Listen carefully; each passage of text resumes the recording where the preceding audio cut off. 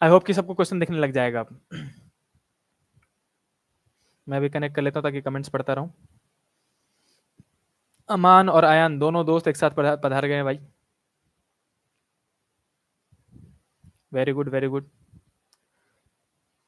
तो बच्चों आपकी स्क्रीन पे सबसे पहला क्वेश्चन, चलो करना स्टार्ट करते हैं। अगेन मैं सबसे कह रहा हूं कि कॉपी पेन लेके बैठना।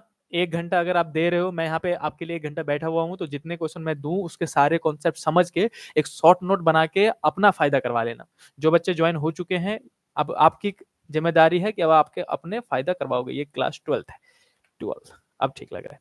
चलो बच्चों सबसे पहला क्वेश्चन पढ़ रहे हैं। इफ और सबको ना 360 या 360 नहीं 720 एमबीपीएस पे देखना, 720 पिक्सल पे देखना बच्चों। कितने बच्चे आ गए, कौन कौन रह गया भाई साहब? हर्ष, अच्छा प्रशांत ने पहले आंसर भी बता दिया।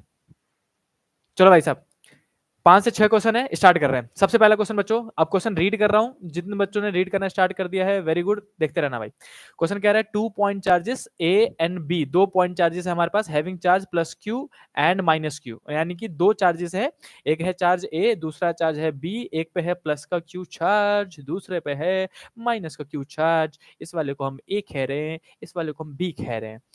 are respectively placed at a certain distance apart and the force acting between them is F। वो कह रहे हैं डिस्टेंस कुछ भी मान लो, आपको डिस्टेंस स्पेसिफाई नहीं कर रखा है तो हम R मान ले रहे हैं। और ये कह रहे हैं आपस में जो यहाँ पे फोर्स लग रहा होगा, कैसा फोर्स लग रहा होगा जल्दी से बताओ, अट्रैक्टिव लगेगा रिपल्सिव लगेगा, पहले ये बताओ भाई साहब। बिल्कुल बेसिक से लेके चलेंगे, जल्दी बताओ कौन कौन बता रहा है कि बताओ यहाँ पे जो अभी फोर्स लग रहा होगा ये अट्रैक्टिव होगा रिपल्सिव? बताओ भाई बताओ, मैं कमेंट पढ़ रहा हूँ, जल्दी बताओ भाई, कितना टाइम लगाते हो बताने में? रिपल्सिव, प्रशांत कह रहा है रिपल्सिव, बहुत बढ़िया। शिवम कह रहा है अट्रैक्टिव। प्रशांत भाई साहब एक प्लस का चार्ज एक माइनस का चार्ज है, दोनों आपस में अट्रैक्ट करेंगे कि रिपेल करेंगे, बताओ मेरे को। अट्रैक्ट। अंकित मिश्रा भी कह रहा है अट्रैक्ट, अट्रैक्ट बहुत बढ़िया। आयन सफी अट्रैक्ट, अट्रैक्टिव लगेगा यार। और ये जो फोर्स लगेगा बच्चों एफ, उसका फॉर्मूला क्या लिखोगे आप? के Q1 Q2 दोनों का मैग्नीट्यूड सेम है, इसलिए Q square divided by R square, जो हमने डिस्टेंस मान रखा है। ये इक्वेशन 1 हमने मान लिया, राइट।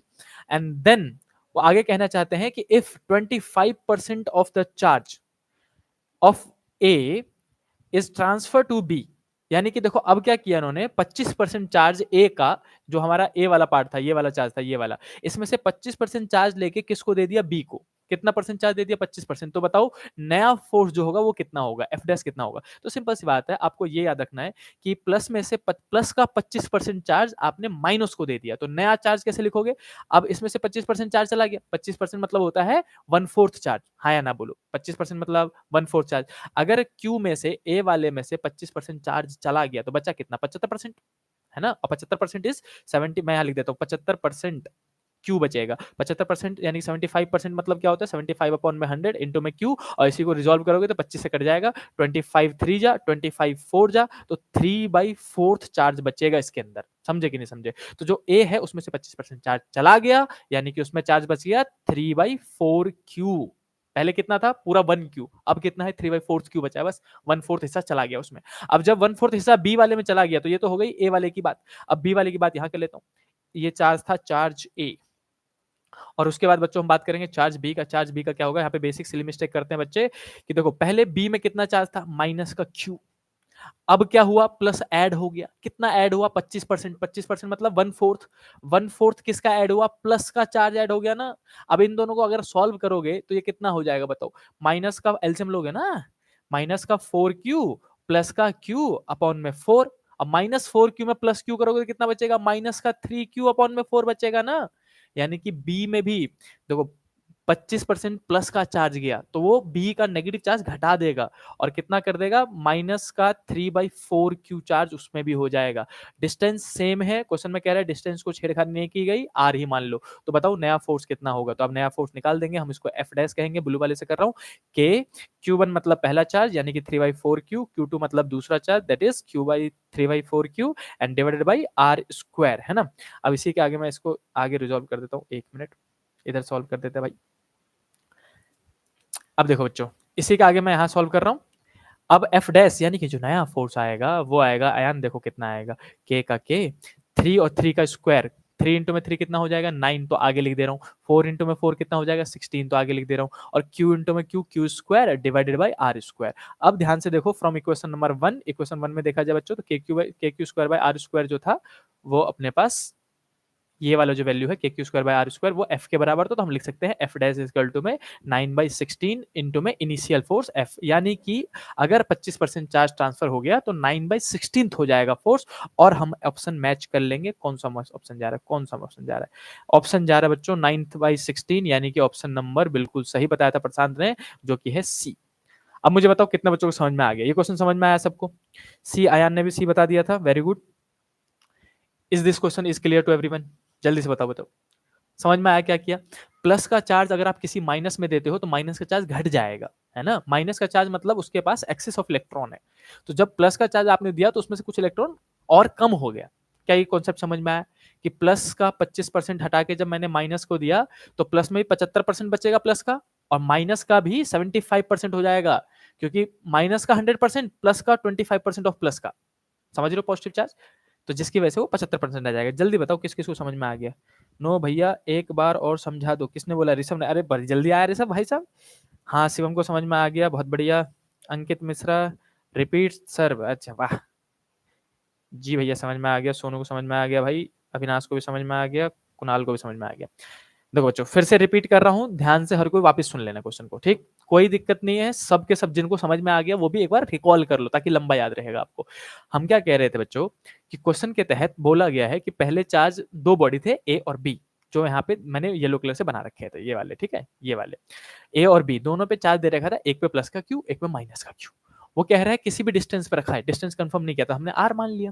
और वो कह रहे हैं अभी जो फोर्स लग रहा है वो है एफ, यहाँ पे क्वेश्चन में कह रहा है फोर्स एफ लग रहा है, तो हमने एफ निकाला, तो हमारे कूलम्स लॉ के फॉर्मूले के हिसाब से the force is F is equal to K Q1 Q2 upon में आर स्क्वायर। Q1 Q2 दोनों बराबर थे, इसीलिए क्यू स्क्वायर अपॉन में आर स्क्वायर कर दिया।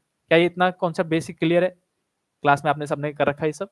उसके बाद उन्होंने बोला कि बच्चा सेकंड केस में इफ 25% ऑफ चार्ज, मैं यहाँ पे ब्लू कलर से मार्क कर रहा हूँ, सेकंड लास्ट लाइन है, if 25% of charge from A to transfer to B, A से बी में ट्रांसफर कर दिया गया 25%, तो जब ए का 25% चला जाएगा तो उसमें कितना कितना बचेगा? 75%, जो कि मैंने यहाँ पे एक्सप्लेन किया। 75% मतलब 75 अपॉन में 100 एंड काटेंगे तो वो 3/4 ऑफ क्यू बच जाएगा। यानी कि पहले चार्ज क्यू था ए के पास, अब चार्ज उसके पास 3/4 क्यू बच गया। अब जब ए का प्लस का 25% चार्ज बी में जाएगा तो बी का चार्ज घट जाएगा, क्योंकि माइनस का है, प्लस माइनस माइनस हो जाता है। तो वो चीज मैंने यहाँ पे एक्सप्लेन की थी बच्चा। इनिशियल चार्ज कितना था? माइनस का क्यू, प्लस किया हमने इसमें 1/4 ऑफ क्यू, प्लस का क्यू। जैसे ही आप एलसीएम लेकर सॉल्व करोगे ये भी कितना आएगा? 3/4 ऑफ क्यू आएगा। तो उसमें हम लिख दिया कि भाई साहब बी के पास भी चार्ज कितना हो जाएगा? 3/4 क्यू। अब फिर कूलम्स लॉ का फॉर्मूला लगाया, F is equal to K Q1 Q2 by R square, और सॉल्व कर दिया बस। तो हमारा आंसर आ रहा है 9/16। Is it clear now? क्या आप सबको क्लियर है? आयन साहब को भी क्लियर है, प्रियंका को भी क्लियर है, बहुत बढ़िया। चलो अब बच्चों, चाहो तो स्क्रीनशॉट लेते रहना ताकि आप वापस में समझ भी सको और नोट्स भी ले सको। अब मैं मूव कर रहा हूं नेक्स्ट क्वेश्चन की तरफ, ठीक?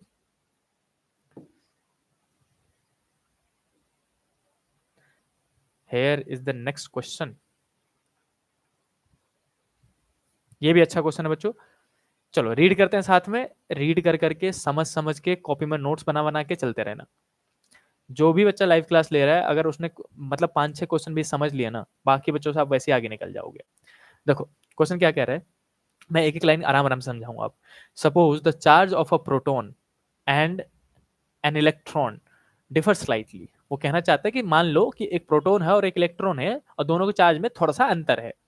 One of them is minus E. Minus E किसका चार्ज हो सकता है? ऑफकोर्स इलेक्ट्रॉन का, है ना? इलेक्ट्रॉन का चार्ज कितना दे दिया? माइनस ई।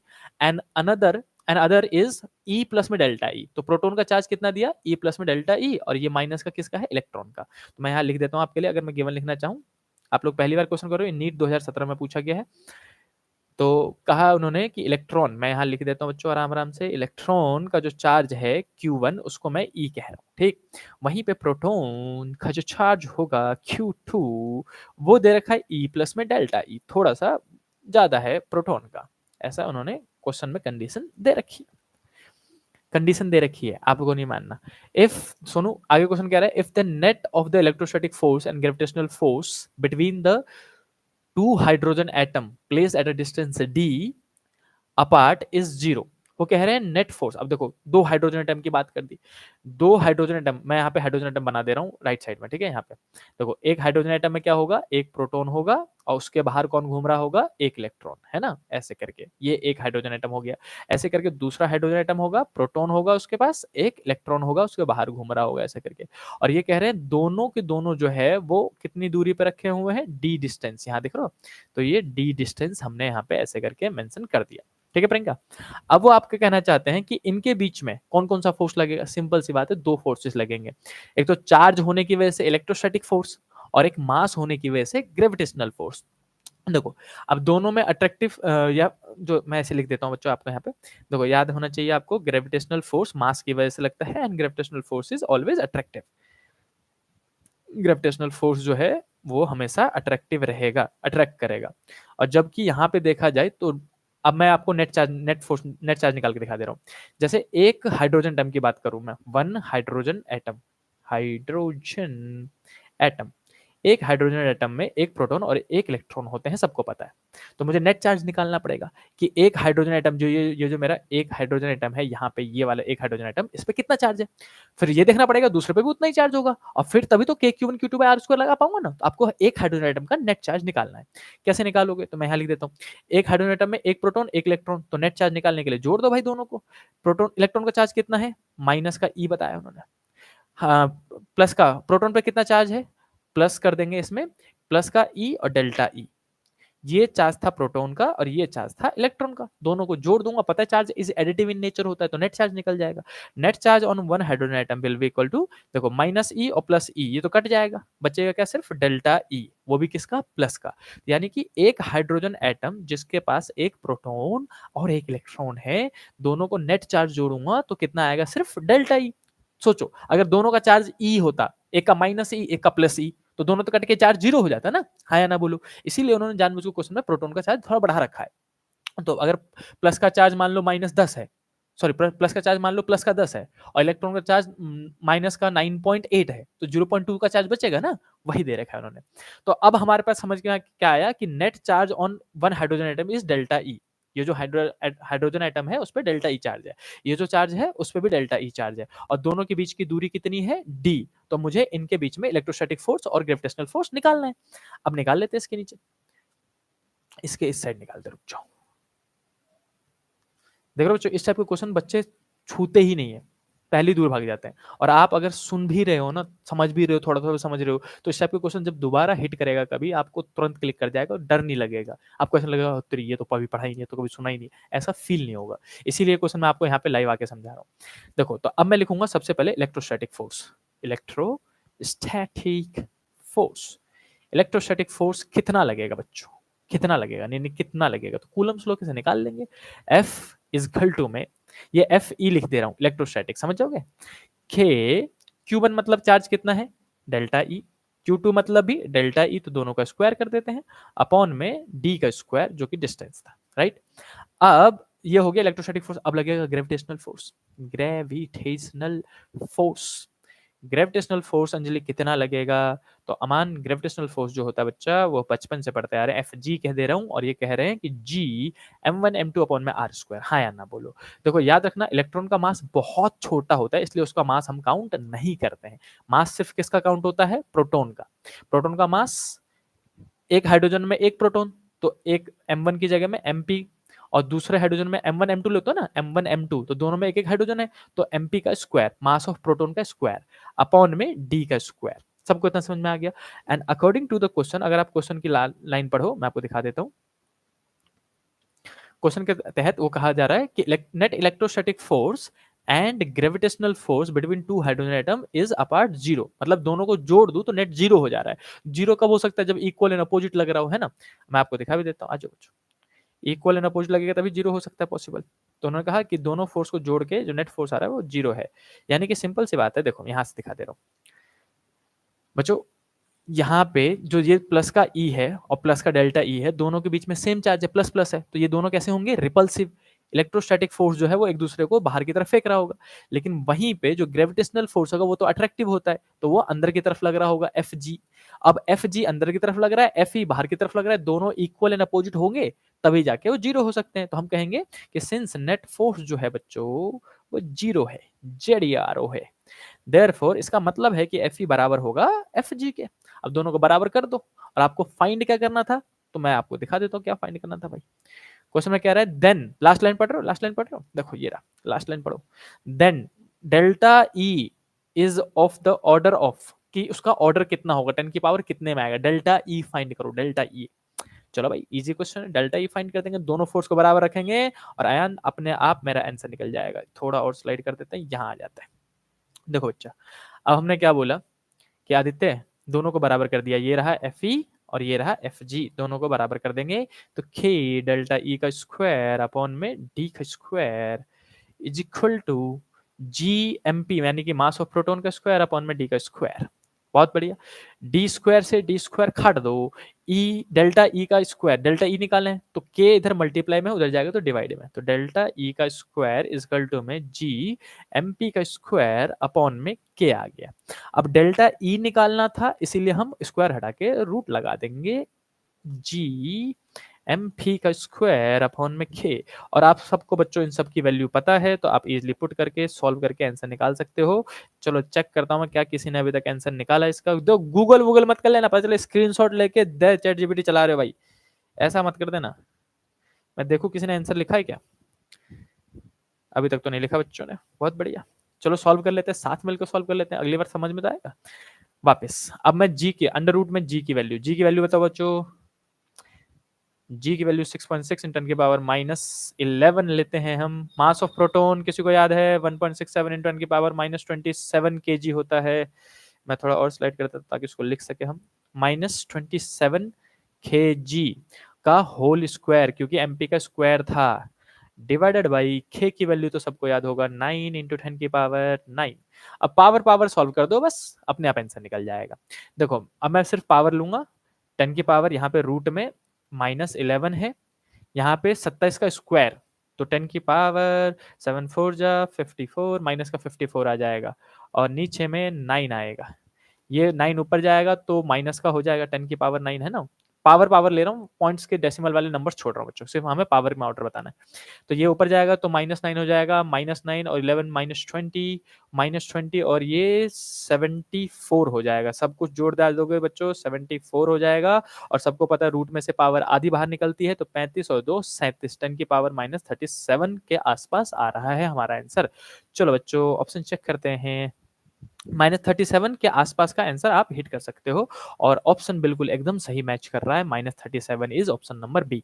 क्या बच्चों समझ में आया, जल्दी बताओ भैया, दोबारा बता दो। थी ना यार, गलत बात है भाई, गलत बात है, बिल्कुल लेट ज्वाइन करते हो यार, गलत बात है भाई। -37 अविनाश का बिल्कुल सही है भाई साहब, delta E is equal to में। क्या ये सवाल सबको समझ में आया? क्वेश्चन ये था कि एक प्रोटॉन का charge E plus delta E मान लो और एक इलेक्ट्रॉन का चार्ज माइनस ई मान लो, तो बताओ दो हाइड्रोजन एटम के बीच में अगर इलेक्ट्रोस्टैटिक फोर्स और ग्रेविटेशनल फोर्स बराबर है तो डेल्टा ई का ऑर्डर क्या होगा। हमने क्या किया, पहले तो एक हाइड्रोजन एटम में नेट चार्ज निकाला। नेट चार्ज कैसे निकाला, एक प्रोटॉन जिसका charge E plus delta E था, और एक इलेक्ट्रॉन होता है, एक हाइड्रोजन एटम में तो यही चीज, दो चीजें होती है जिसका चार्ज माइनस ई था। इन चार्ज को जोड़ दोगे तो एक हाइड्रोजन एटम जो है उस पर नेट चार्ज निकल जाएगा।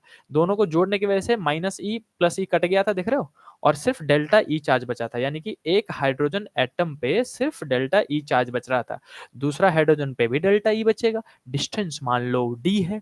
अब दोनों के बीच में इलेक्ट्रोस्टैटिक फोर्स निकाला, जो कि F equal to K Q1 Q2 by R square से निकालेंगे ऐसे करके, और ग्रेविटेशनल फोर्स निकाला G MP का स्क्वायर, दोनों में एक एक प्रोटॉन होगा अपॉन में R का स्क्वायर, और दोनों को बराबर रख के डेल्टा E निकाल दिया। Is it clear to everyone, हाँ या ना बोलो, क्या सबको समझ में आया? जल्दी बताओ, जल्दी बताओ, हाँ लिखा करो भाई, जल्दी जल्दी हाँ लिखो, तभी तो अगले क्वेश्चन पे जाएंगे, है ना।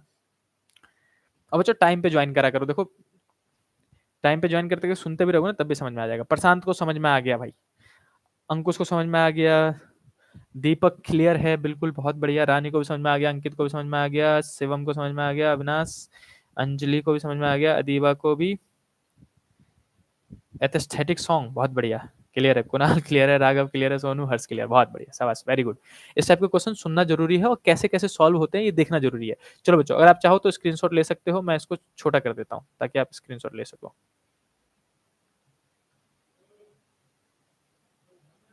ये लो भाई, अब स्क्रीनशॉट ले लो, ऑर्डर कर जूम करके देख लेना बाद में, जल्दी से स्क्रीनशॉट ले लो, बाद में जूम करके देख लेना। और हाँ, सबसे कह रहा हूँ, इस क्वेश्चन को फिर से अपने हाथों से कॉपी पे सॉल्व करके देखना, क्या आप यहाँ तक के आंसर में पहुंच पा रहे हो। जिस भी बच्चे ने अपने हाथों से प्रैक्टिस कर ली है ना, उसको लंबा याद रहेगा, हमेशा याद रहेगा, मैं सच्ची बता रहा हूँ। और जो बच्चे सिर्फ सुन रहे हैं उनसे भी कह रहा हूँ बच्चों, बाद में आप इसको एक बार खुद भी प्रैक्टिस करके जरूर देखना। चलो, आई होप कि आपने ले लिया होगा स्क्रीनशॉट। अब आगे बढ़ते हैं, आगे बढ़ते हैं, आगे बढ़ते हैं, आगे बढ़ते हैं। वापस आता हूं मैं नेक्स्ट क्वेश्चन पे।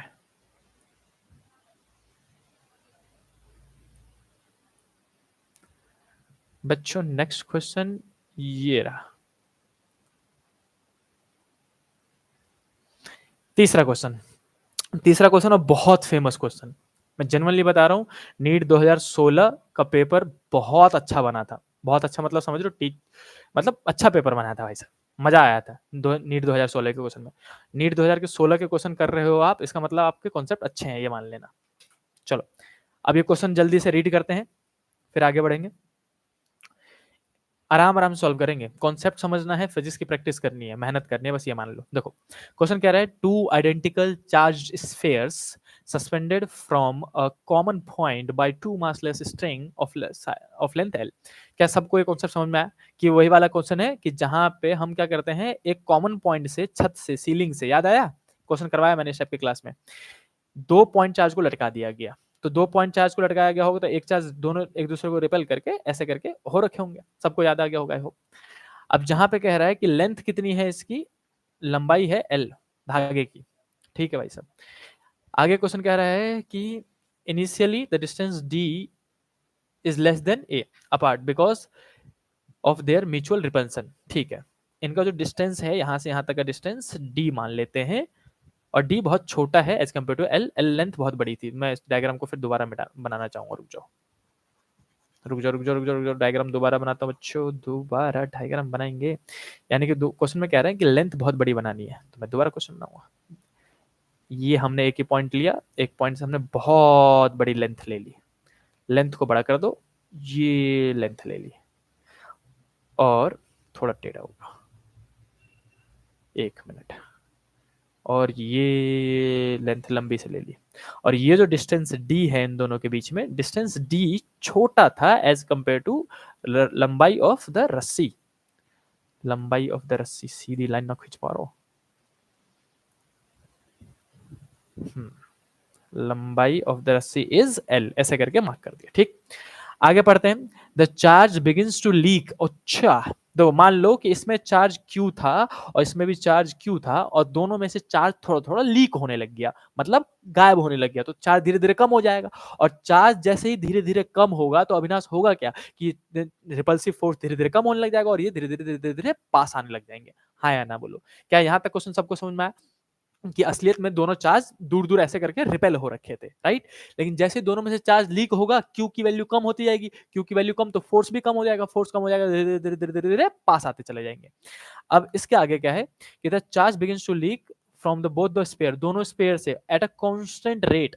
कांस्टेंट रेट मतलब dq by dt, चार्ज का leak with respect to time जो है वो कांस्टेंट है। देखो ऐसे क्वेश्चन समझना पड़ता है कि क्या कहना चाह रहा है क्वेश्चन, कि कांस्टेंट रेट पे चार्ज लीक हो रहा है, चार्ज लीक हो रहा है तो टाइम के साथ लीक कर रहा होगा ना, जैसे जैसे टाइम बीतेगी चार्ज कम होता जाएगा, तो dq by dt जो है वो कांस्टेंट है, ये हमें पता चल गया।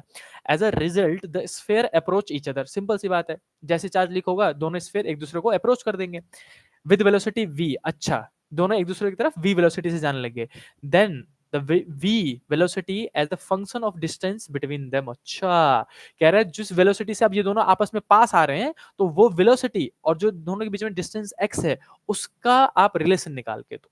इस टाइप का क्वेश्चन है भाई साहब। चलो स्टार्ट करते हैं, करना स्टार्ट करें।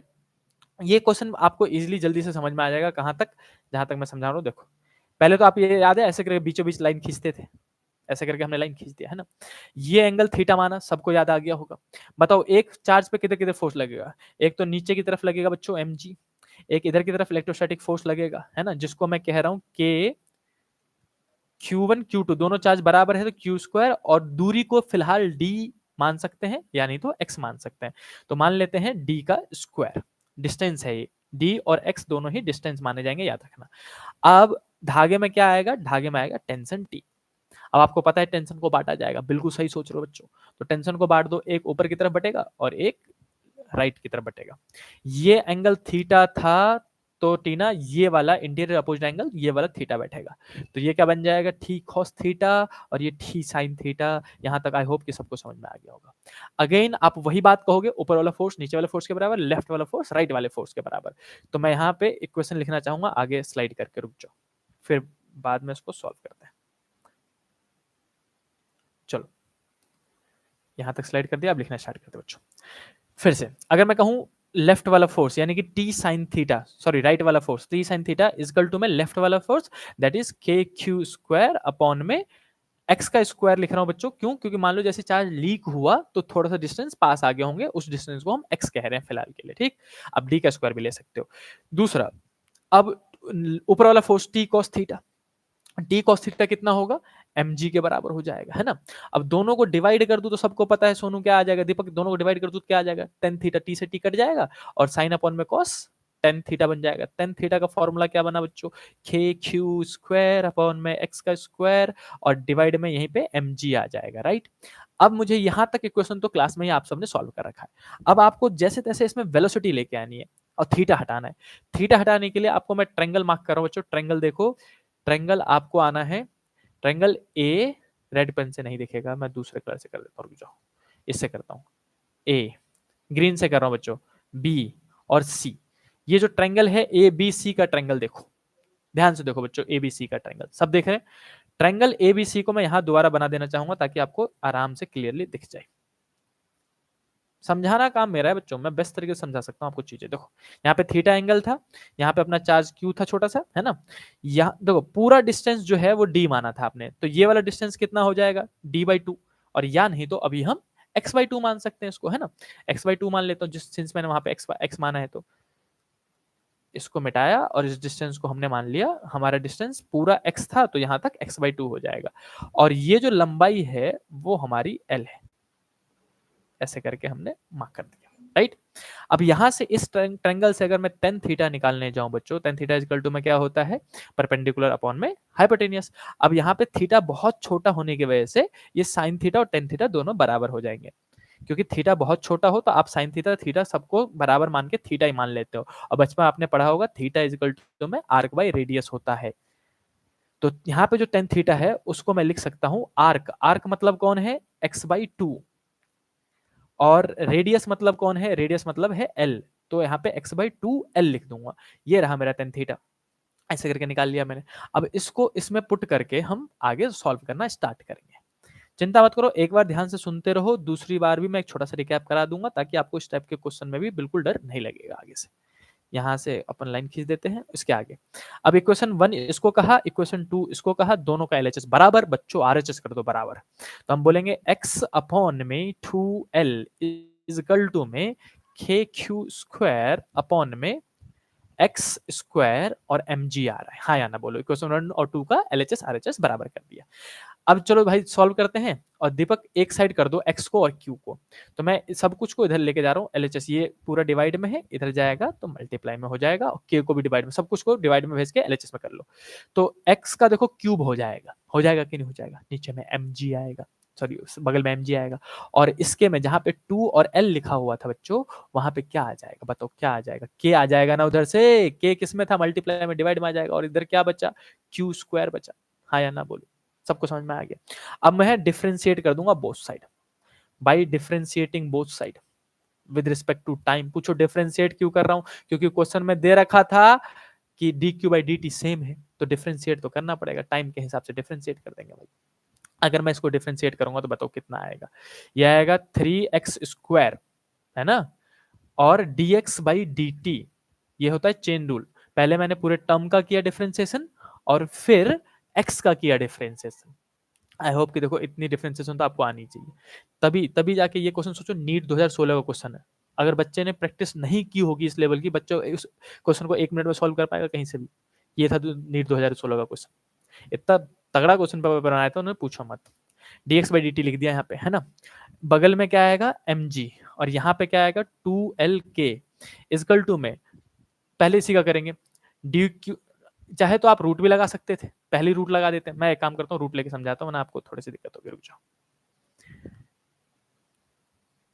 इसी के आगे हम इसको डिफ्रेंशिएट कर देंगे बच्चों, और आंसर निकल जाएगा। लेकिन पहले सिर्फ क्यू निकाल लेते हैं। इसको मिटाया, इसको मिटाया, इसको मिटाया, इसको मिटा दिया। हम बोलेंगे पहले हम क्यू निकाल देते हैं, स्क्वायर हटा देते हैं ताकि दो दो बार ना करना पड़े हमें।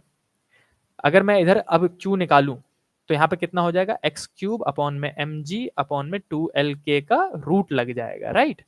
और इजकल टू में सिर्फ क्यू बचेगा। अब डिफ्रेंशिएट कर दो, अब इजी लगेगा आपको।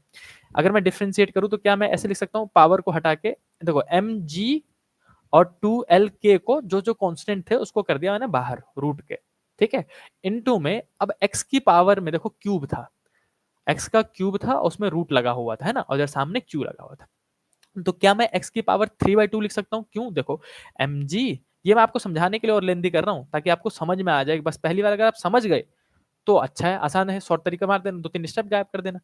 अब पावर को लिखा जा सकता है, पावर रूट मतलब होता है हाफ, और 3/2 इंटू में हाफ कर दोगे तो ये 3/2 हो जाएगा, है ना। तो मैं इसको मिटा के बच्चों सीधे सीधे 3/2 लिख देता हूँ। और बोर्ड का जो पेपर बन रहा है ना, वो नीट के लेवल का ही बनेगा, ये मान लेना कि भाई इस टाइप के क्वेश्चन प्रैक्टिस कर रखे हैं तो जाके बोर्ड का पेपर हिलेगा। अब बाय डिफरेंशिएटिंग बोथ साइड कर दिया मैंने, by differentiating both side with respect to time. तो ये जो कांस्टेंट है उसको तो बाहर चलने दो, इसका कोई मतलब ही नहीं है मुझे। mg बाहर चल रहा है और 2lk बाहर चल रहा है, कांस्टेंट का तो कुछ नहीं करना, इसका डिफरेंशिएशन कर दो। पहले पहले कैसे करेंगे, पावर को आगे बुलाएंगे 3/2 आगे, फिर पावर में से एक कम करेंगे तो x की पावर 3/2 -1, और फिर सिर्फ dx by dt भी होगा, चेन रूल मत भूल जाना, है ना। अब दूसरे साइड डिफरेंशिएट करो तो वो हो जाएगा dq by dt, ये रहा। क्या समझ में आया? पहले मैंने इसका डिफरेंशिएशन किया पूरे x की पावर 3/2 का, तो पावर को आगे बुलाया, पावर में से एक घटाया, और फिर सिर्फ x का डिफरेंशिएशन किया, क्योंकि दो चीज वेरिएबल थी, एक तो चार्ज भी लीक हो रहा था और डिस्टेंस भी कम हो रहा था। दो चीजें चार्ज के साथ टाइम के साथ चेंज हो रहा था, तो चार्ज का भी डिफरेंशिएशन होगा और डिस्टेंस का भी डिफरेंशिएशन होगा। डिस्टेंस की पावर अलग है इसीलिए चेन रूल लगेगा, पहले पावर आगे आएगी फिर पावर में से एक कम होगा, और फिर सिर्फ dx, x का डिफरेंशिएशन dx by dt होगा।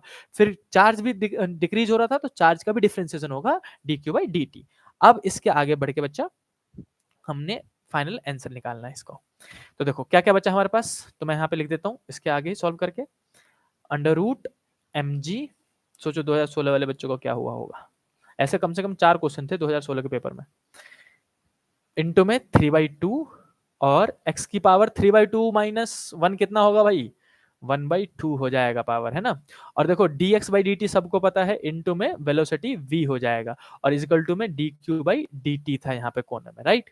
अब मुझे देखना क्या है, सिर्फ मुझे क्वेश्चन अगर आप देखोगे जाके, क्वेश्चन में सिर्फ वेलोसिटी और डिस्टेंस की चीजें पूछी गई है। मैं वापस क्वेश्चन दिखाता हूँ कि बताओ वेलोसिटी डिस्टेंस से कैसे वेरी करेगी। देखो ऑप्शन देख रहे हो सब, देखो बच्चों ऑप्शन सब में बता रखा है कि वेलोसिटी कैसे प्रोपोर्शनल है, directly proportional, inversely proportional. Velocity और एक्स, वी और एक्स का रिलेशन बताओ बस। तो चलो भाई वी और एक्स का रिलेशन निकाल लेते हैं जाके हम वापस से। हमारे हिसाब से ये क्वेश्चन निकल के आया, तो हमें सिर्फ वी पकड़ना है और एक्स पकड़ना है। देखो ये रहा एक्स, ये रहा वी। अब मैं वी को इधर रख के एक्स को इधर भगा दूंगा और D Q by D T को इधर ले आऊंगा, तो एम जी अपॉन में 2lk इंटू में 3/2, इसका चल रहा था बच्चों रूट, और इधर डिवाइड में ही कौन आ जाएगा, D Q by D T, घबराना मत, छोटी मोटी बात है ये, इनटू में v, और ये जो था ये उठ के माइनस मल्टीप्लाई वाला उधर को डिवाइड में भेज दिया हमने, x की पावर 1/2। अब देखो यहाँ से लेके ये पूरा टर्म जो है वो अपने पास कांस्टेंट है, इसको कोई लेना देना नहीं है हमें, इसको काट दूंगा। तो मैं लिख दूंगा v is directly proportional to 1 upon में x की पावर हाफ। और अगर मैं इसको ऊपर लिखना चाहता हूँ तो सबको पता है कि ऊपर जाते ही पावर माइनस में हो जाता है, तो जो वेलोसिटी फाइनल आएगी बच्चों, velocity is directly proportional to x की पावर माइनस का हो जाएगा, माइनस का 1/2, and this is the final answer, that velocity is proportional से इसके प्रोपोर्शनल होगी। अब बताओ आंसर चेक कर लेते हैं, आंसर आया, कौन सा आया हमारा आंसर, एक मिनट में इसको स्लाइड करता हूं। माइनस का 1/2, माइनस का 1/2, option number A, velocity is proportional to x की पावर माइनस का 1/2। अब मुझे बताओ कितने बच्चों को समझ में आया, देखो देखो किस टाइप, कितने टाइप अच्छे क्वेश्चन थे ये। अब मैं आपके चैट्स पढ़ लूँ जरा बच्चों। ऑप्शन ए, क्या बात है भाई साहब, बहुत बढ़िया। किसके बच्चों ने निकाल लिया था? प्रशांत ने निकाल दिया, हर्ष हर्ष कह रहे ए या बी, प्रियंका कह रही है ए बी, नैना अग्रवाल ए। बहुत बढ़िया, आया आया। देखा मस्त क्वेश्चन था ना, इसीलिए कह रहा हूँ लाइव क्लास में इस टाइप के क्वेश्चन प्रैक्टिस कराऊंगा। सोचो क्लास में इसको करवाता तो बच्चों के माथे के ऊपर जाता और पूरी क्लास खा लेते हैं वो। अब यहाँ पे आराम से बैठ के जिस बच्चों को पढ़ना है, जिस बच्चों को समझना है, सिर्फ वही आएगा। जिसको नहीं समझ नहीं पढ़ना, कोई दिक्कत नहीं, वरना क्लास में सबको जबरदस्ती समझाना पड़ता है भाई। चलो बहुत बढ़िया, कुणाल को समझ में आ गया, अयान सफी ए, रानी को समझ में आ गया, हर्ष को समझ में आ गया, अंकुश भैया रिपीट कर दो, ठीक है ठीक है ठीक है, टीना ए। चलो इस क्वेश्चन को रिपीटेशन बनती है ना, वापस सब कोई फोकस कर लो, वापस एक बार रिकैप करते हैं ताकि आपको इस टाइप के क्वेश्चन याद रहे, मजा आएगा। और मैं जेन्युइनली कह रहा हूँ, अगली बार जब क्लास में जाओ ना तो किसी बच्चों को, 4-5 बच्चों को क्वेश्चन बांट देना, ये ले करके दिखा, जिस मर्जी को बांट देना। अगर वो कर दे रहे हैं तो समझ जाना ये आपके लेवल का बच्चा, मजेदार बच्चा, अच्छा बच्चा, उसी से दोस्ती करनी है। और नहीं कर पा रहे हैं तो बी पोलाइट और उनकी हेल्प करो, वहां जाके ना सॉल्व कर दो। तो इससे दो काम होगा, अब एक तो आपका रिवीजन हो जाएगा और दूसरा आपका एक वेल अच्छा इमेज पहुंच जाएगा। समझ रहे हो?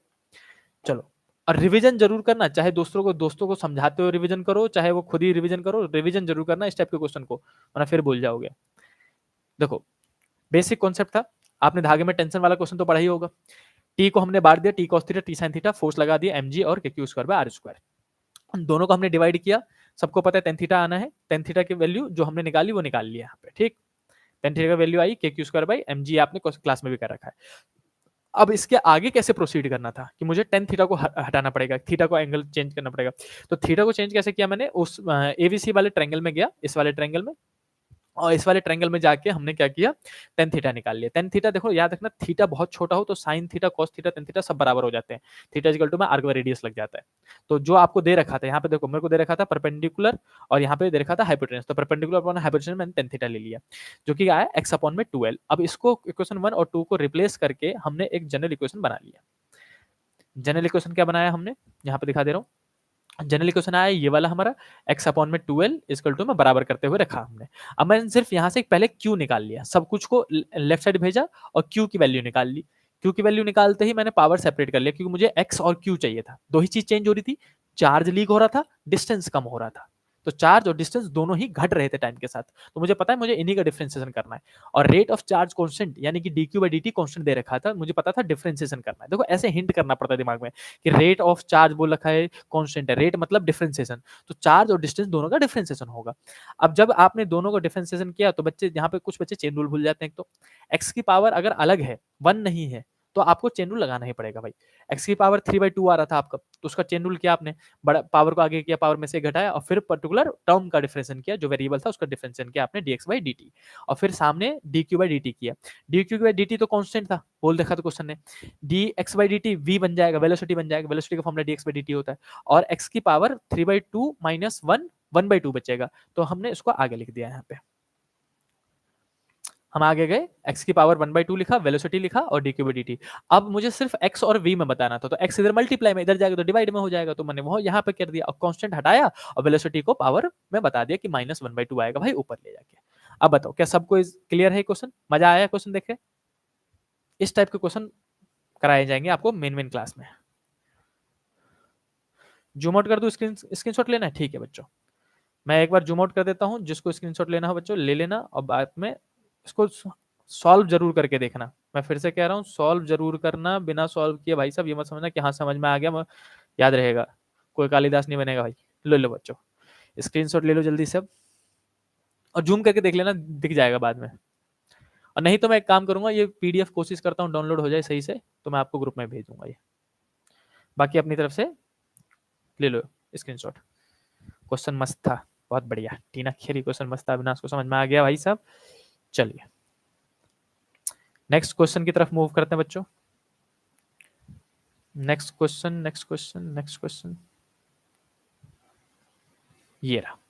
ये भी एकदम झकास क्वेश्चन, 2000 नीट 2013 का, एकदम बढ़िया क्वेश्चन है ये भी, इसमें मजा आ जाएगा आपको। और सेम धागे वाला क्वेश्चन है, टेंशन वाला, जो अभी तक किया था ना हमने, वही तक का क्वेश्चन है, जल्दी समझ में आएगा, टेंशन वाला है। चलो बच्चों पढ़ना स्टार्ट करते हैं। क्वेश्चन कह रहा है कि टू पिथ बॉल पिटबॉल मतलब छोटे छोटे बॉल होते हैं, कैरीज इक्वल चार्ज, दोनों के चार्ज क्यू क्यू मान लेंगे हम, suspended from the common point by a string of equal length, दोनों की लेंथ इक्वल है, ठीक है।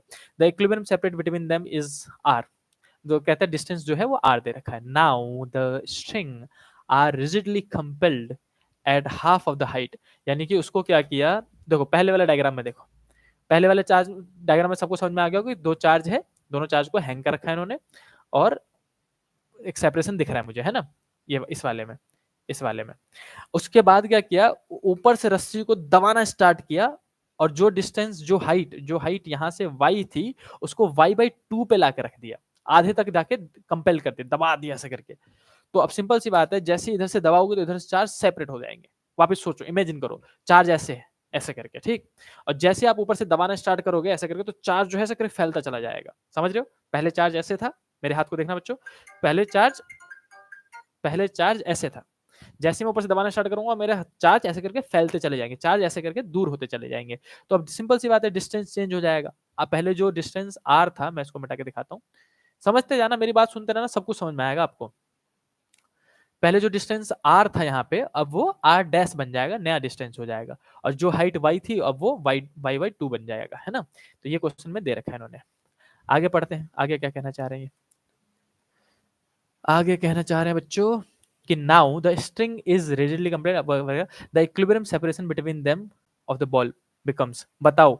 अब मतलब ये इस लास्ट लाइन का मतलब है, the equilibrium separation between the balls now become, यानी कि आर डैश जो है वो कितना होगा पहले के कंपैरिजन में, आर के हिसाब से। ये सारे ऑप्शन आर डैश के दे रखे हैं कि आर डैश जो है वो 2 टाइम्स ऑफ आर अपॉन में √3 हो जाएगा, 2/3 ऑफ आर हो जाएगा, कितना टाइम्स हो जाएगा आर, आर बढ़ेगा, सिंपल सी बात है, आर बढ़ेगा तो बताओ कितना हो जाएगा, ये पूछा गया है। तो चलो बच्चों इसको निकालते हैं, तरीका वही है, मेथड वही है जो आप सॉल्व करते आ रहे हो।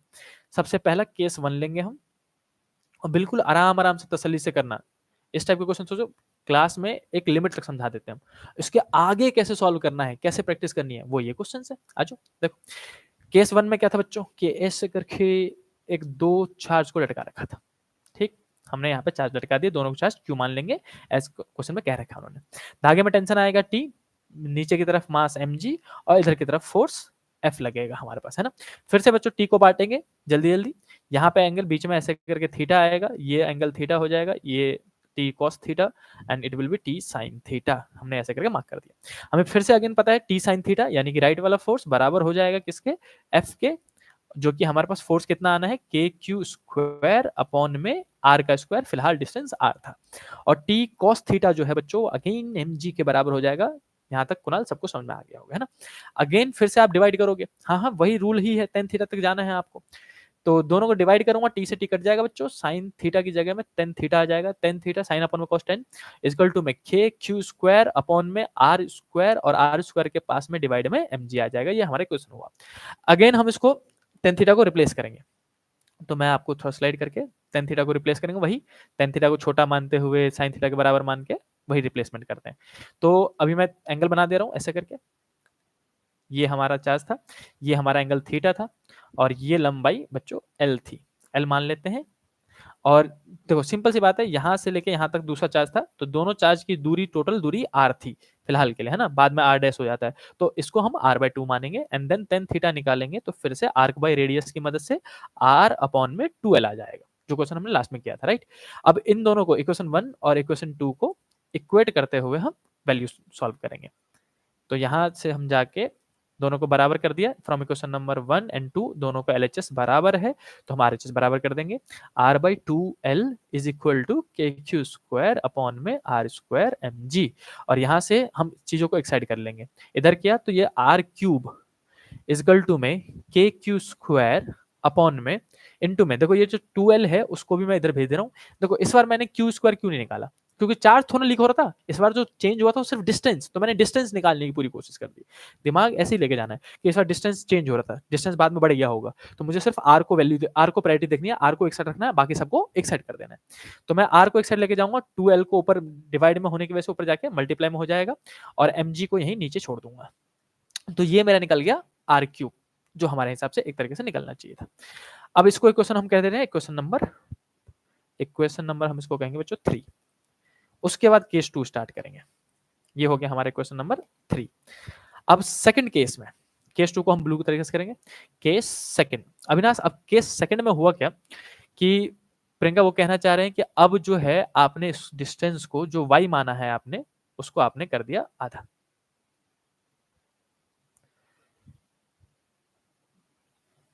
एक चीज और किया मैंने लास्ट में, थोड़ा जोश जोश में आके मैंने y नहीं मेंशन किया, l ले लिया उसकी जगह में। अरे भाई थोड़ा शिफ्ट करके दिखा देता हूँ बच्चों।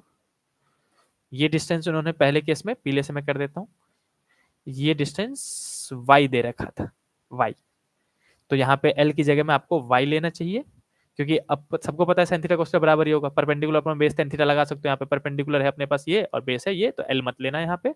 और यहाँ पे जहाँ कहीं मैंने l लिया है बच्चों, उसको y कर देना, क्योंकि y और y के 2 में रिस्पेक्ट होगा, रिस्पेक्ट में सॉल्व होगा। तो ये हमारा y के फॉर्म में इक्वेशन आ गया। अब y/2 है वहां पे, चलो चेक करते हैं, आ जाओ भाई साहब। अब जो क्वेश्चन है सेकंड केस में, उसमें उन्होंने कह रखा है कि अब जो ये हाइट है यहां से यहां तक, दिस इज y/2 ओनली, और जो टोटल डिस्टेंस है वो r डैश है, तो जिसके चक्कर में टीना यहां से लेके यहां तक का जो डिस्टेंस होगा वो r'/2 हो जाएगा। अब अगेन ये एंगल थीटा माना जाएगा, और यहाँ पे चार्ज को हम डिस्ट्रीब्यूट करेंगे इधर। एक मिनट, नीचे की तरफ mg लगेगा, फिर से सेम कंडीशन मैच करनी है आपको। नीचे की तरफ हमने mg लगा दिया, इधर की तरफ हमने फोर्स लगा दिया, दैट इज के एफ लिख देता हूँ फिलहाल के लिए, जगह कम है। और टेंशन लगेगा धागे में इधर, फिर से ये बटेगा और ये बटेगा। प्रशांत ये एंगल थीटा था, तो अगेन पता है ये थीटा होगा, ये बच्चा ये टी कॉस थीटा अगेन, और ये टी साइन थीटा। देख रहे हो, अब क्वेश्चन जो क्लास में पढ़ा था उसकी प्रैक्टिस भी हो रही है, बार बार ये सेम टाइप के क्वेश्चन आ रहे हैं, मजा आ रहा है। और ये पूछे गए क्वेश्चन है पीवाई क्यूज में, मेन मेन क्वेश्चंस। तो चलो अब फिर से करते हैं बच्चों, टी साइन थीटा को बराबर कर दिया एफ के, और एफ कितना हो जाएगा, के क्यू स्क्वायर, चार्ज को छेड़ा नहीं गया है, बट आर डैश का स्क्वायर हो जाएगा इस बार, है ना। और टी कॉस थीटा जो है, टी कॉस थीटा आएगा बच्चा एम जी के बराबर। अगेन आप इसको डिवाइड करोगे और टेन थीटा निकालोगे, tan theta will be equal to K Q square upon में आर डैश का स्क्वायर होगा, और नीचे में ही एम जी आ जाएगा। फिर से वही रूल, फिर से ट्रायंगल में जाओगे, टेन थीटा को रिप्लेस करोगे। तो मैं ट्रायंगल फिर से बना दे रहा हूं आपके लिए, ये लो बच्चों, ये हमने बना दिया ट्रायंगल। ये एंगल थीटा था फिलहाल, ये डिस्टेंस इस बार उन्होंने कहा था y नहीं, y/2 मानोगे, और ये डिस्टेंस r नहीं, r'/2 मानोगे। फिर से tan थीटा निकालूंगा बच्चों, इसमें tan theta will be equal to perpendicular यानी कि r'/2 अपॉन में बेस यानी कि y/2, 2 से 2 कट जाएगा, ये सिर्फ r'/y आ जाएगा। इसको रिप्लेस करो और इक्वेशन बनाओ। तो इसको हट जाओ भाई, जल्दी हट जाओ। देखो मैं स्लाइड करके रिप्लेस करता हूँ। तो अब मैं इसको इक्वेशन नंबर 4 कह रहा हूँ, इसको इक्वेशन नंबर 5 कह रहा हूँ। Q3 तक हमारे पास हो गया था। अब दोनों को रिप्लेस किया LHS को, तो tan थीटा बराबर था r dash by y is equal to में के क्यू स्क्वायर अपॉन में r डैश का स्क्वायर और इक्वल टू में mg आया, राइट। फिर से मैं r डैश का क्यूब निकालूंगा, देख रहे हो ये इधर डिवाइड में दे जाएगा तो मल्टीप्लाई में, तो r डैश का क्यूब इज इक्वल टू में, बाकी सबको एक साइड कर दूंगा, r डैश का क्यूब इज इक्वल टू में के क्यू स्क्वायर, यहाँ पे y आ जाएगा, और वाई थोड़ा बेकार तरीके से लिख दे, रुक जाओ, वाई मिटा के दोबारा लिखता हूँ। चलो भाई मिट जाओ। यहाँ पे ये जो डिवाइड में y था वो इधर चला जाएगा, तो y और नीचे में mg को यहीं छोड़ दिया हमने mg को। ये हो गया इक्वेशन नंबर हमारा 6। अब इक्वेशन नंबर 3 और 6 को मैच करके रिलेशन निकालना है आपको। चलो मैं इक्वेशन नंबर 3 दिखाता हूँ आपको। इक्वेशन नंबर 3 जो आपने निकाला था ये रहा, दिख रहा है सबको इक्वेशन 3? वहां पे आर क्यूब निकाला था, यहाँ पे आर डैश का क्यूब निकाला है। K Q square by M G, बस 2y है, यहाँ पे सिर्फ 2 का ज्यादा अंतर है, देख रहे हो y के साथ 2 भी है। और यहाँ पे अगर आप आर डैश में देखोगे बच्चों, तो आर डैश में बस 2 नहीं है, बाकी सब कुछ है, K Q square by M G भी है। मैं एक बार छोटा करके दिखा देता हूँ, यहाँ पे एक साथ दिख जाएगा, शायद नहीं दिखा, अब दिख जाएगा। देखो बच्चों सब कुछ है, यहाँ पे सिर्फ एक्स्ट्रा 2 है और यहाँ पे 2 नहीं है, तो मैं यहाँ पे आपके लिए आर डैश का लिख भी देता हूँ। जो आर डैश का क्यूब तो ऊपर है, आर का क्यूब लिख दे रहा हूँ, आर डैश नहीं लिख दिया, गलती से लिख दिया मैंने, आर डैश का नहीं, आर का क्यूब बच्चों। एक मिनट, मिट नहीं रहा है ये, मिट क्यों नहीं रहा, मिट गया वापस। अब मैं जो इक्वेशन नंबर 3 था वो यहाँ लिख रहा हूँ, equation number 3। Equation number 3, R का क्यूब निकाला था आपने, that was K Q square into में 2y और डिवाइडेड बाई एम जी था। अब मैं जूम करके इन दोनों को ही आपको दिखा रहा हूं, ठीक है, एक मिनट।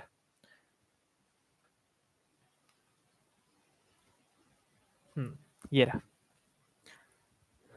ये है हमारा नीचे वाला इक्वेशन नंबर 3।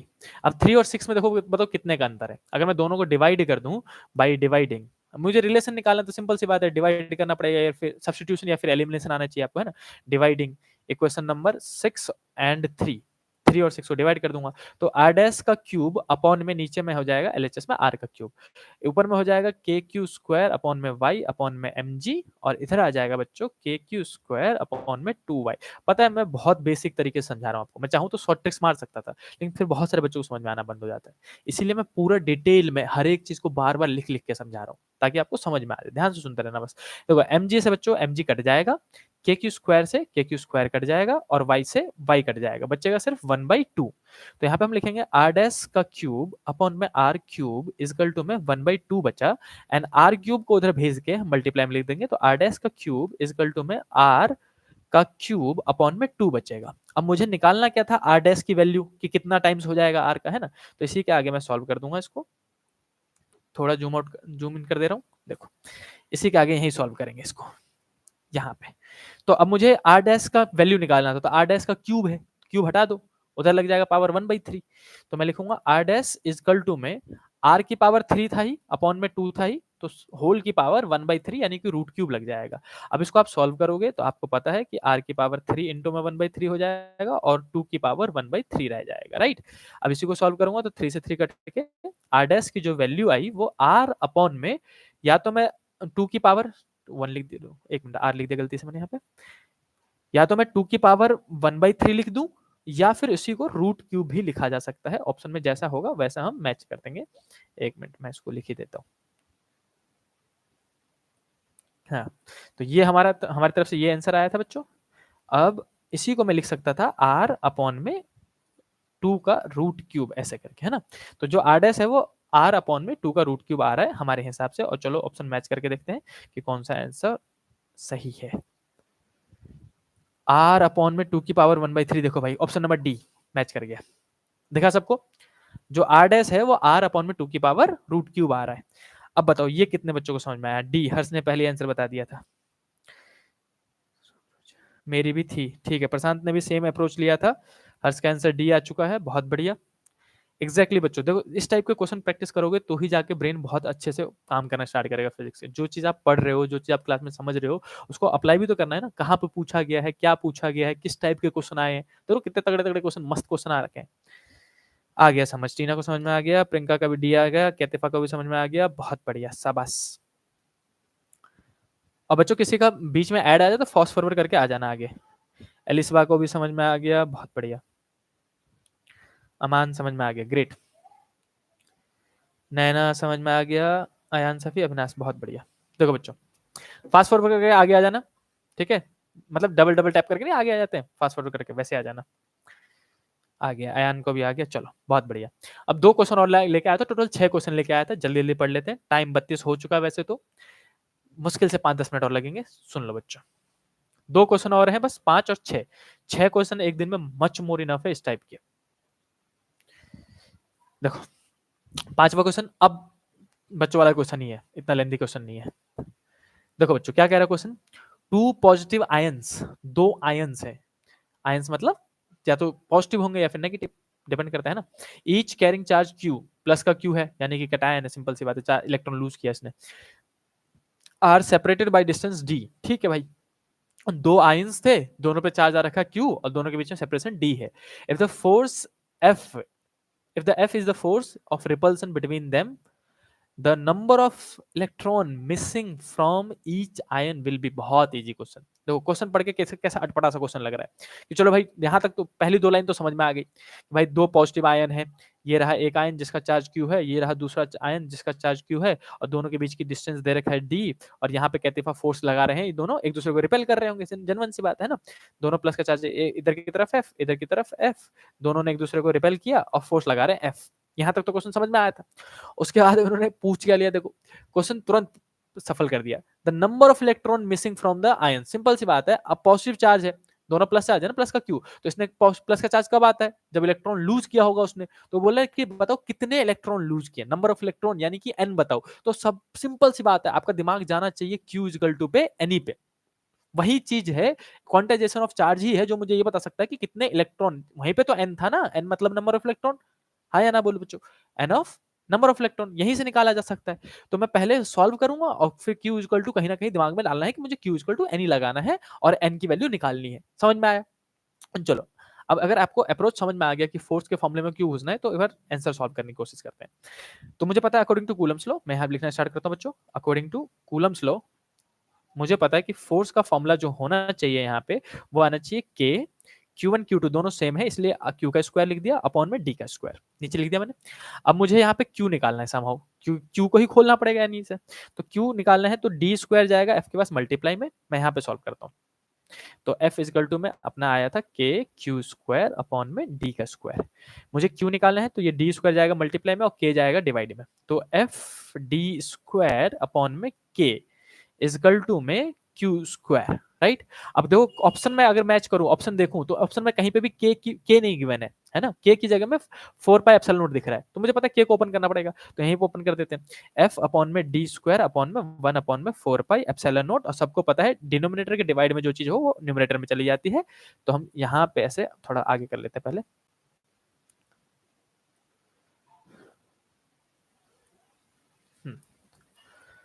यहाँ पे सॉल्व कर लेते हैं, देखो अब ऊपर चला जाएगा तो एफ डी स्क्वायर के पास में चला जाएगा 4 pi epsilon naught is equal to में बच्चों क्यू स्क्वायर। अब क्यू निकाल लो, यहाँ से स्क्वायर हटा दो तो रूट लग जाएगा, तो F D square 4 pi epsilon not और उसका लगा दिया हमने प्रशांत रूट लगा दिया इजिकल टू में क्यू बचा। अब सिंपल सी बात है, क्वांटाइजेशन ऑफ चार्ज लगाऊंगा, क्यू इजिकल टू एन ही करूंगा अविनाश, और यहाँ से एन एन निकाल के दे दूंगा, तो यहाँ पे आ जाएगा, मैं इसको एलएचएस में लिख रहा हूँ, चलो रहने देता हूँ वरना कुछ बच्चों को समझ नहीं आता। F D square 4 pi epsilon not, एक मिनट, चलो भाई मिट जाओ, ये बदतमीज मिट जा, हाँ वापस। F D square 4 pi epsilon not, इसका लगा हुआ था रूट, इक्वल टू में था क्यू, क्यू को हटा के हमने एन ई लिख दिया, एन निकालना है, ई जाएगा डिवाइड में, तो रूट में F D square 4 pi epsilon not upon में ई इजिकल टू में एन, या तो ये आंसर लिख सकता हूं, या फिर अगर मुझे ई को भी रूट में लेके जाना है, पूरे में होल रूट लगाना है, तो मुझे अंदर जाते ही ई का स्क्वायर हो जाएगा, F D square 4 pi epsilon not upon में ई का स्क्वायर। ये दोनों ही हमारे आंसर है, अब जो ऑप्शन में अवेलेबल हो उसके हिसाब से मार्क कर देंगे। चलो भाई मैच करते हैं, देखते हैं कौन सा अवेलेबल है। ऑप्शन ऑप्शन ऑप्शन कहाँ चला गया, एक मिनट बच्चों, एक मिनट ये रहा।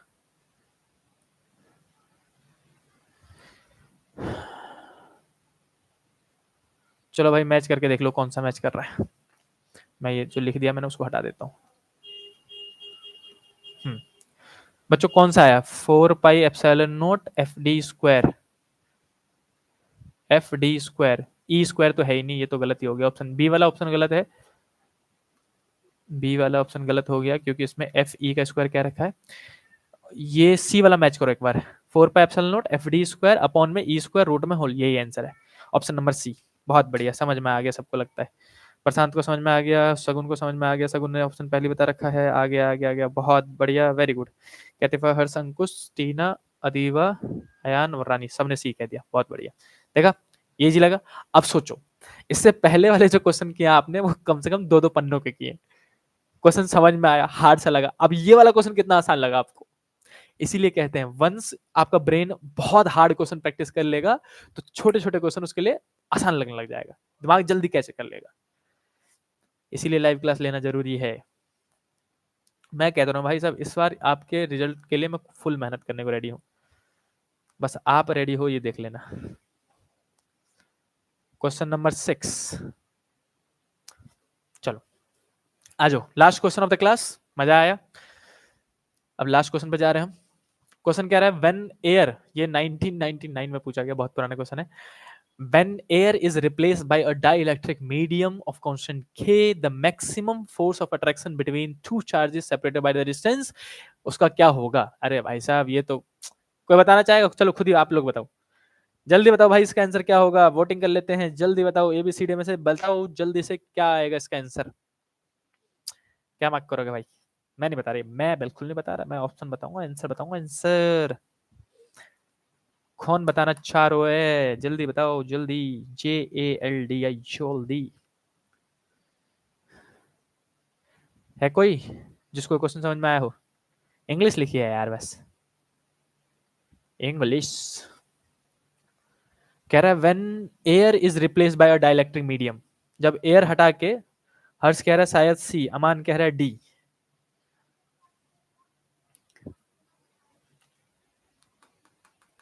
अंकुश भी ऑप्शन सी को मार्क कर रहा भाई साहब।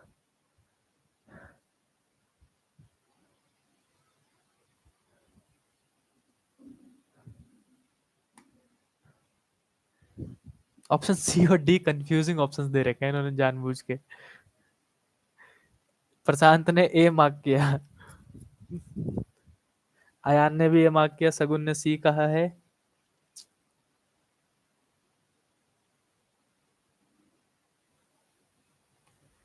पीयूष ए कह रहा है, बहुत बढ़िया। चलो भाई आ जाओ। अरे बच्चों वाला क्वेश्चन यार, बेसिक फॉर्मूला भूल गए आप लोग। वो भूल गए कि दो चार्ज के बीच में अगर कोई डाइलेक्ट्रिक मीडियम डाल दोगे तो फोर्स इन मीडियम जो होता है, force in medium is force in air upon में डाइलेक्ट्रिक कांस्टेंट के, डिक्रीज बाय के टाइम्स। सीधे सीधे ऑप्शन सी मारा करो, ज्यादा ना सोचा करो। डिक्रीज बाय के टाइम्स, ऑप्शन सी वाले जीत गए भाई साहब। कौन कौन जीता बताओ? ऑप्शन सी वाले सब जीत गए। प्रियंका, नैना, हर्ष, कैतिफा, अंकुश। अच्छा ये तो पुराने वाले थे ना, नहीं नहीं, हर्ष से स्टार्ट करते हैं। हर्ष जीत गया, अंकुश, नैना, सगुन, हर्ष। सर डी नहीं है क्या? नहीं बच्चा, डी नहीं होगा हमन। वो जानबूझ के कंफ्यूजिंग दे रखा है, इंक्रीज बाय। अब इंक्रीज क्या रखा है तो ऑप्शन देखो ये होता है, ये पुराने जमाने में चला करता था, इसको कहते थे मोस्ट सुटेबल आंसर मारना। हमें एक टाइम पे सिखाया गया कि मोस्ट सुटेबल आंसर कौन सा। जब मुझे सीधे सीधे दिख रहा है डिग्रीज बाय के टाइम लिखा हुआ है और मेरा फॉर्मूला भी उसके हिसाब से मैच कर रहा है, तो मैं यहाँ पे इंक्रीज टर्म को ही गलत मान लूंगा। इंक्रीज तो हो ही नहीं रहा, सिंपल सी बात है, फोर्स जो है वो डिक्रीज होगा। हाँ वो ऑल दो आगे बात वही है, के की पावर -1 लिख रखा है, लेकिन मोस्ट सुटेबल आंसर सी ही जाएगा। चलो ठीक है, बहुत बढ़िया। अब बताओ समझ में आया सबको? पूरी क्लास मजा आया? दो क्वेश्चन तो बहुत मस्त मस्त क्वेश्चन आए थे, टेंशन वाले। एक इलेक्ट्रॉन ये वाला क्वेश्चन, क्वेश्चन नंबर 4, और क्वेश्चन नंबर 3 एकदम झक्कास क्वेश्चन थे, है ना। उसके बाद ये क्वेश्चन नंबर 2, ये भी अच्छा क्वेश्चन था, जिसमें नेट चार्ज निकाल के ग्रेविटेशनल फोर्स इलेक्ट्रोस्टैटिक फोर्स को बराबर करके रूट सॉल्व करना था, है ना। और पहला क्वेश्चन तो आपको पता होना चाहिए कि 25% चार्ज हुआ तो उसमें से दोनों में से घट ही जाएगा इनडायरेक्टली। यस सर, मजा आ गया। हर्ष कह रहा मजा आ गया, अंकुश को भी बहुत बढ़िया, शाबाश, वेरी गुड बच्चों। अब मिलते हैं नेक्स्ट, जिस दिन लाइव क्लास होगी ना उस दिन मैं आपको पहले से क्लास में ही आगाह कर दूंगा कि हाँ बच्चों आज लाइव क्लास है। और लाइव क्लास को मिस बिल्कुल मत करना, इतने तगड़े तगड़े क्वेश्चन लेके आऊंगा कि आपके लिए बच्चों वाले क्वेश्चन बन जाएंगे, बाकी सारे छोटे छोटे क्वेश्चन बन जाएंगे। चलो आज के लिए इतना ही, see you, tata, bye bye, bye bye सबके सब, bye bye, good night. PDF बच्चा कोशिश करता हूँ मैं डाउनलोड करके ग्रुप में भेजने की, अगर ये सही से डाउनलोड हो गया तो मैं आपको ग्रुप में भेज दूंगा ये। मोस्ट वेलकम सगुन, बाय बाय बच्चा, बाय बाय बाय बाय, जा सकते हो आप लोग। हाँ प्रशांत कोशिश करूंगा बच्चा। Good night Shivam, good night बच्चा, good night Harsh, good night, good night, good night, good night, good night भाई, good night, good night, good night. चलो अब इसको bye bye, good night, thank you टेना,